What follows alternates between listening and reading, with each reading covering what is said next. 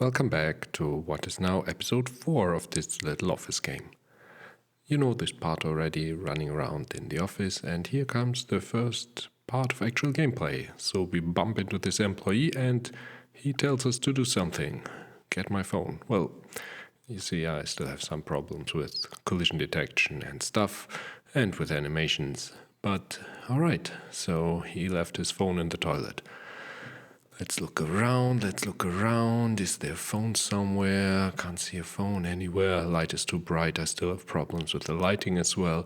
Wait. You see there's an indicator that showed up when time is running out. You can see in the bottom right corner that we're now into negative scores. And that's intentional. I will explain later. And we give it to him. He says thanks. That's it. Let's have a quick look at a specific part of the game, namely these doors opening and closing like here. There's actually quite a lot going on there, so let's have a look at my prefab for doors. As you can see, that's quite a complex prefab. Let's pick this apart. First, there's the door model itself with a collider that blocks not just movement but also sound when the door is closed. Surrounding the whole thing is a fairly big proximity trigger, which is just a box collider set to trigger.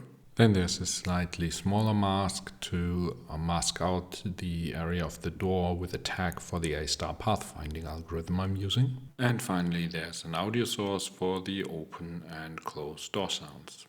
The logic of the whole thing is driven by this script, so let's have a look at that. There's a bunch of definitions at the top, nothing surprising if you know Unity. The on-trigger enter handler plays the animation to open the door and the sound when the door is opened, and this is all encapsulated in a small catch that ensures it doesn't play if there is already somebody else standing in the door, and that is tracked by incrementing a simple counter here.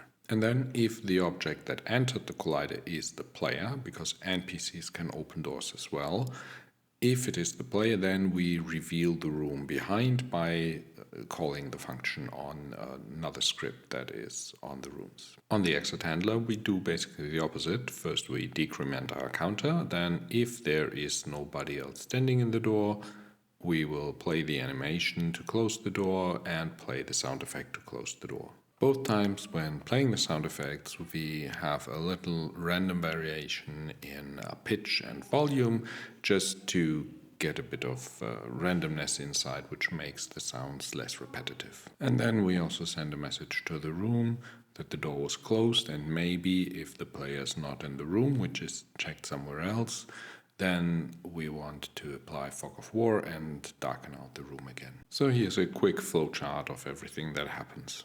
And just like that, doors open and close for both the player and the NPCs moving around. Next time I will show you some of the polish that I've been working on all around the main gameplay. Stay tuned.